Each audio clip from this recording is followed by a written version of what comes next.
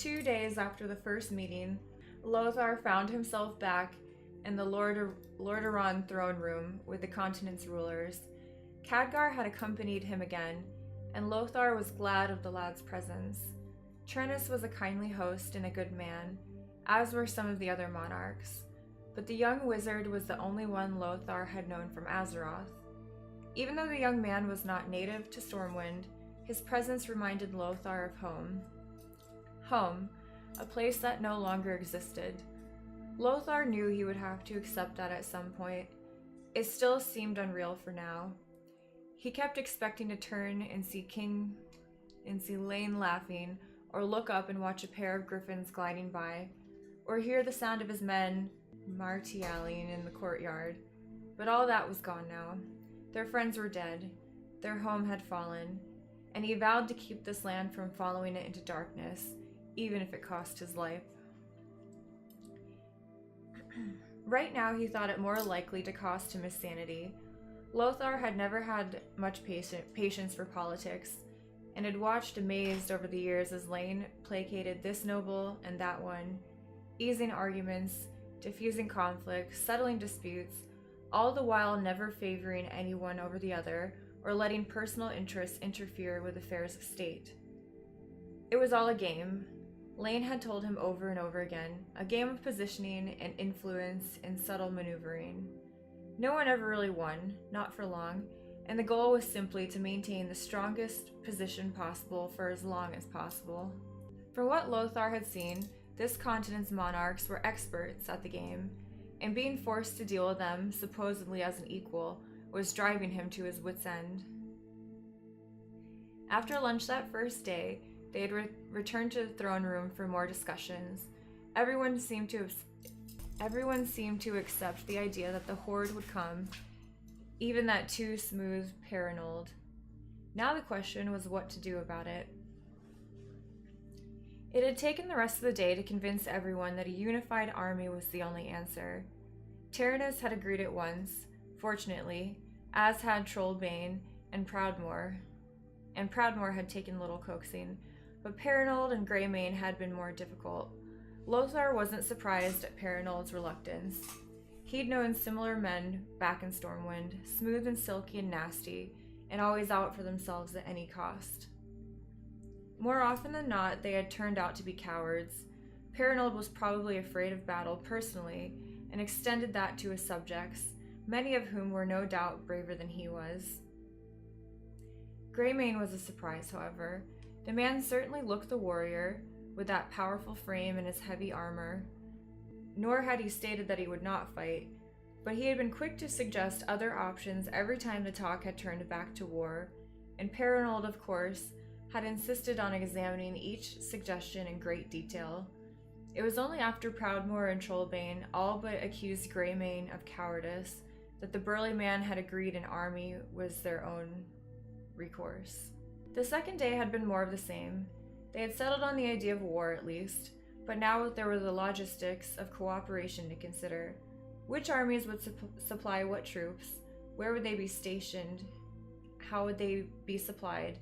Details Lothar had dealt with himself for years, but only for one nation's military.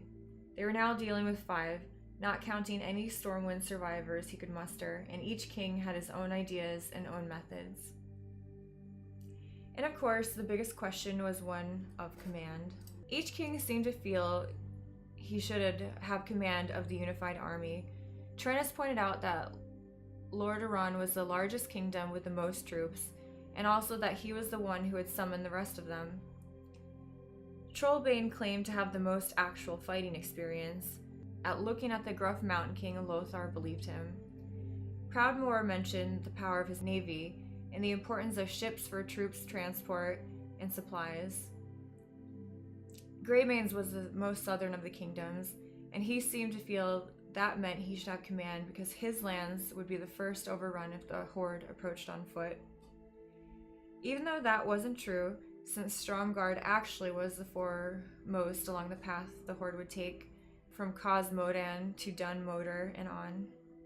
Paranold suggested that brute force alone was not enough, but that the commander should have intelligence, wisdom, and vision, all of which he felt he possessed in abundance. And then there were 2 non-kings, each a leader in his own right.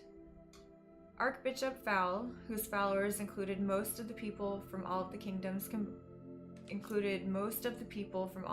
combined, and Archmage Antonitus, who essentially ruled a single city, but whose people's powers likely matched the strength of any army they could muster. Fortunately, the 2 men, the one short and friendly and the other tall and stern, were not interested in control of the army. They had both played a moderating influence, keeping the kings focused on the fact that the horde would come whether an army was ready to face them or not, and reminding the monarchs frequently that an army without a single leader was useless, no matter its size. Lothar had watched the discussions with a mixture of amusement and horror, leaning more toward the latter as he himself was drawn more frequently into the conversations. At times he was called upon as the resident orc expert. Other times they wanted his opinion as an outsider. A few times they had even left a deciding voice to him, pointing out slyly that his family had been the original rulers of this land, and thus in some sense, he should have some ancestral rights to that effect. Half the time Lothar couldn't tell if they were mocking him or admiring him, and he knew several of the kings wanted something from him, but that something seemed to change from moment to moment. He would be much happier when these discussions were over and done, and he could return to the rest of Stormwind refugees and try to assemble at least a small force to add to the army's might. As he waited for King Tyrannus to call the morning council to order, however, Lothar realized the other monarchs were watching him closely. Some, like Trollbane, were doing so openly. Others, like Paranold and Greymane, were more subtle about it, sneaking glances now and again. Lothar wasn't sure what was going on, but he didn't like it. "We are all here then?" Tyrannus asked, though of course he could see this was the case. Lordaeron's king did not miss much. "Good. Now then, we have all agreed that time is of the essence if we are to marshal our united forces and meet the horde when it arrives. And we have all agreed upon our course of action." Each of the other monarchs nodded, which surprised and further worried Lothar. They had still been arguing when he had given up and returned to his rooms late last night. But when had they reached an agreement, and what was it about? But the king's next words told him clearly, and Lothar's blood ran cold as he heard the announcement clearly. "Then I hereby declare the founding of the Alliance of Lordaeron. We shall stand together as one, as our ancestors did long ago in the Arathi Empire." The others nodded, and Tyrannus continued, "And it is only fitting, then, that our commander should hail from that ancient ruling stock. We, the kings of the Alliance, do hereby appoint Lord Anduin Lothar, champion of Stormwind, as our supreme commander." Lothar stared at Tyrannus, who winked at him. "It was the only way, really," Lordaeron monarch explained quietly, his voice soft enough Lothar knew he was the only one to hear. Each of them wanted to be in charge, and they were dead set against seeing another king in their place. You aren't a king, so they don't feel anyone has gotten special treatment, but your bloodline makes you noble enough they don't feel slighted by being passed over. The king, leaning forward, "I know it is a great deal to ask of you, and I apologize. I would not ask if it were not for our very survival, as yourself warned us. Will you accept this charge?" The last words were spoken more loudly. Tyrannus's voice shifted back to formality, and silence crept across the room as all the others waited for Lothar's answer. It did not take him long. He did not really have a choice, and Tyrannus knew it.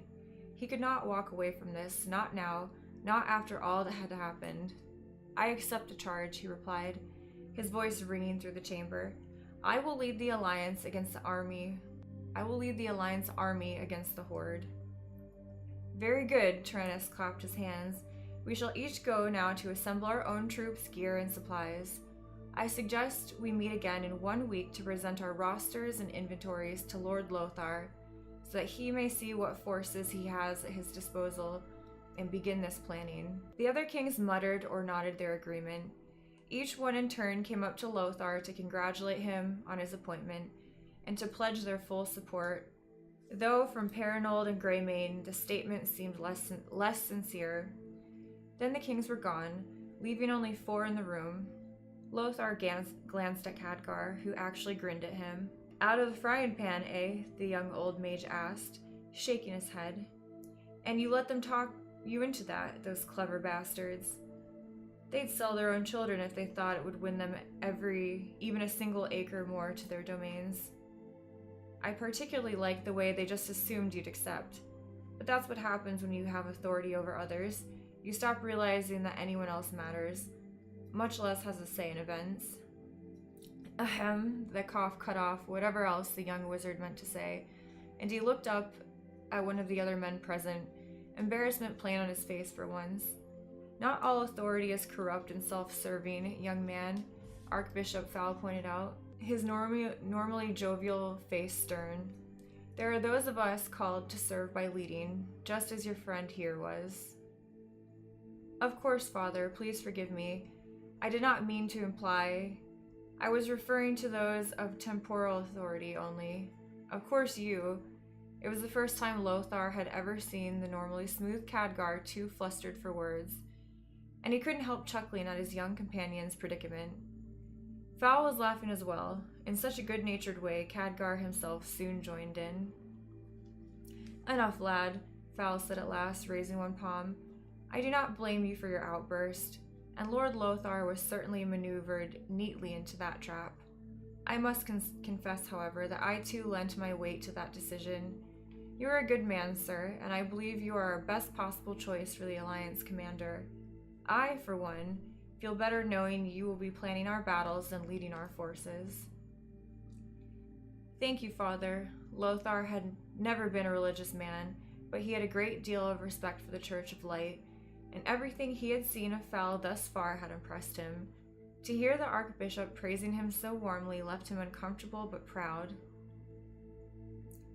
"You will both be tested during the course of this conflict, Fowl warned, his voice somehow deeper and richer than before, as if casting a pronouncement from some great height.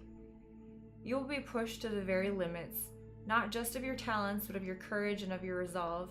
I believe you both capable of enduring such challenges, however, and of emerging victorious. I pray the Holy Light fills you with strength and purity, and that you find it within the joy and unity you need to survive and conquer." His hand rose in a benediction, and Lothar thought he saw a faint glow around the limb, a glow that spread to Khadgar and to him. He felt a sense of peace and serenity, and a surge of inexplicable happiness. Now on to other matters. Suddenly Fowl was just a man again, if an old and wise one. "First, what can you tell me of Northshire, particularly the abbey there? Did it survive?" "I'm afraid not, Father," Lothar replied. "The abbey is gone, torn to pieces. A few of the clerics survived and are in South Shore with the rest of our people. The rest," he shook his head. "I see." Fowl had turned pale, but retained his composure. "I will pray for them." He fell silent, clearly lost in thought, and Lothar and Khadgar waited respectfully. After a moment, the Archbishop glanced at them, and there was a new resolve in his gaze. "You will need lieutenants for your army, sir," he announced, "and I think it best if some of those come not from the kingdoms, but from the Church. I have several in mind, and a new order that I believe will prove valuable to the Alliance. I will require a few days to work out the details and select appropriate candidates. Shall we say 4 days from now, in the main courtyard after the noon meal? I believe you will not be disappointed." He nodded pleasantly and then walked away without hurrying, but with a steady stride. That left one other. Antonidas had been watching them without a word, and now the elderly Archmage approached them. "The might and wisdom of the Kirin Tor at your disposal, sir," he told Lothar. "I know you are acquainted with our fellow wizards in Stormwind, so you have some sense of our capabilities. I shall appoint one of our number to assist you and serve as our liaison. The powerful wizard paused, his eyes flickering to Lothar's side so quickly he almost missed it, and Lothar suppressed a smile. "I would ask for Khadgar to fill that role, sir," Lothar stated, catching the smile that touched the Archmage's lips just for an instant. "He is already a trusted companion, and has faced the orcs with me more than once." "Of course," Antonidas turned to the younger man. Then surprisingly he reached out, cupping Khadgar's chin with one hand, raising his head to study his face. "You have suffered much," the Archmage said softly, and Lothar could see the sorrow and sympathy in the older man's eyes. "Your experience has marked you, and far more than in your appearance." Khadgar pulled his head away, but gently. "I did what had to be done," he replied quietly, rubbing absently at his chin, where Antonidas' touch had irritated the white beard hairs beginning to sprout there. Antonidas frowned, as we all must. He sighed, then seemed to shake off whatever heavy thoughts had burdened him, and returned to the matter at hand. "You shall keep us apprised of the situation on the field, young Khadgar, and communicate Lord Lothar's needs and requests as quickly as possible.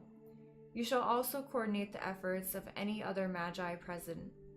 I trust this is within your capabilities?" Khadgar nodded. "Good. I shall expect you at Dalaran at your earliest convenience, that we may discuss other important matters and consider how we may best help the Alliance." The gem at the top of the Archmage's staff flared to light, an answering gleam dancing from the gem at the crest of his skullcap, right between his eyes. Then Antonidas seemed to blur and fade, and suddenly he was gone. "He wants to know about Medivh," Khadgar said several seconds after the Archmage had vanished. "Of course." Lothar turned and led the younger man out of the throne room, back into the rest of the palace. There he turned and began walking in the direction of the dining hall. "What should I tell him?" The young wizard fell into step beside him. "Tell him the truth," Lothar replied, shrugging and hoping the gesture looked casual. Inside, his stomach churned. They need to know what happened. Khadgar nodded, though he did not look pleased. "I will tell them," he said finally, "but that can wait until after lunch." He grinned, an expression that showed his true age despite the hair and wrinkles. "The hoard itself could not keep me from food right now." Lothar laughed. "Let us hope it does not come to that." A few days later, Lothar and Khadgar returned to the main courtyard. They had eaten and drunk their fill, and were now waiting for Archbishop Fal to arrive. He appeared after a few minutes and walked calmly out to meet them. "Thank you for indulging me," the Archbishop said as he reached them. "I would not take up your time, but I believe this may prove of great help to you and to the Alliance. But first," he announced, "I would tell you, Sir Lothar, that the Church has pledged itself to Stormwind's aid. We shall gather funds to help rebuild your kingdom once the immediate crisis has passed." Lothar smiled, one of the first genuine smiles Khadgar had seen from him since Stormwind had fallen. "Thank you, Father," he said, his voice husky with gratitude. "That means a great deal to me, and will to Prince Varian as well." Fal nodded. "The holy light will fill your home once more," he promised gently. Then he paused and studied both of them in turn. "When we spoke last," Fal began, pacing before them, "you told me of the Northshire Abbey's destruction. I was dismayed and wondered how the rest of my clergy could possibly survive this war that approaches so rapidly. Clearly these orcs are a threat even to sturdy warriors like yourself. How, then, can a mere priest defend himself, much less his congregation?" He smiled, a truly beatific expression. "And as I felt these concerns, an idea appeared to me, as if brought by the holy light itself. There had to be a way to ensure that warriors fought for the light and with the light, using both its gifts and their own martial prowess, and still behaved in a manner appropriate to the Church's teachings." "And you found a way?" Lothar asked. "I have," Fal agreed. "I will establish a new branch of the Church, the Paladins. I have already selected the first candidates for this order. Some were knights before, but others were priests. I chose these men for both their piety and martial prowess. They will be trained not only in war, but in prayer and in healing. And each of these valiant fighters will possess both martial and spiritual power, particularly in blessing themselves and others with the strength of the holy light. He turned and beckoned, and 4 men emerged from a nearby passage, walking briskly over to Fal. They each wore a gleaming plate with the symbol of the church emblazoned upon their chest, upon their shield, and upon the crest of their helm. Each man carried a sword, and Lothar could see from the way they walked that these men knew how to handle themselves. But the armor and weapons were still new and utterly unstained and undented. They had the knowledge and the training, but Lothar wondered if any of these men had ever faced real combat. Those who had been warriors before must have, though perhaps only against human foes. But the former priests were most likely experienced only in sparring with their fellows, and they would be going up against orcs almost immediately. May I present Uther, Sidan Dothrohan, Tyrion Fordring, and Turalion. Fal was beaming like a proud father. These will be the Knights of the Silver Hand. He introduced Lothar and Khadgar as well. This is Lord Anduin Lothar, champion of Stormwind and commander of the Alliance, and his companion, the wizard Khadgar of Dalaran. Fal smiled. I shall leave you 6 to discuss matters. And he did, leaving Lothar and Khadgar surrounded by the paladin candidates. Some of them, like the lad Turalion, seemed overwhelmed. Others, like Uther and Tyrion, were more relaxed. Uther took the lead, speaking while Lothar was still wondering what to say to them. My lord, the Archbishop has told us of the upcoming battle and of the Horde's approach. We are at your service and at the service of the people. Use us as you see fit, for we would smite our enemies and drive them forth, shielding this land with the holy light. He was a tall, powerfully built man, with strong, vaguely familiar features and stern eyes the color of the ocean. Lothar could feel the man's piety as an almost physical presence, very much like Foal's, but lacking the Archbishop's warmth. You were a knight before? He asked. Aye, my lord, the paladin candidate replied, but I have been a follower of the church and a devout believer in the holy light since my youth. I first met the Archbishop when he was merely Bishop Fal, and he was kind enough to serve as my spiritual advisor and mentor. I was honored when he told me of his plans for a new order and offered me a place among them. Uther's jaw tightened. With the coming of these foul creatures, I know we will need the light's blessing to defeat them and protect our lands, our homes, our people. Lothar nodded.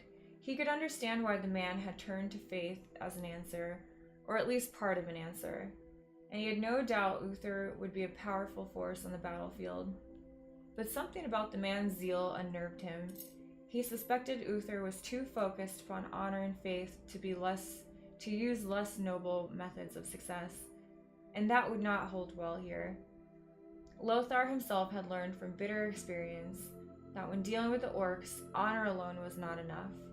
To survive against the Horde, they would have to use every means necessary. He and Khadgar spent the next hour or more speaking with the 4 potential paladins, and Lothar was pleased to see his young friend was also sounding them out. After the holy warriors had left to attend afternoon prayers, Lothar turned to the old-seeming wizard. Well, he asked, what did you think of them? Khadgar frowned. I doubt they will be much use to us, he said after a moment. Oh, and why is that? They have no time to prepare, the wizard explained. We anticipate the Horde will reach Lordaeron in a matter of weeks, if not less. And none of these men have seen battle, not as paladins at least. I have no doubt they can fight, but we have warriors aplenty. If the Archbishop expects them to perform miracles, I'm afraid he will be disappointed. Lothar nodded. I agree, he admitted, but Fal has faith in them, and perhaps we must as well. He grinned. Assuming they are ready somehow, what is your opinion of them? Uther will be dangerous to the Horde, that's certain, Khadgar replied. But I do not think he could command men other than fellow paladins.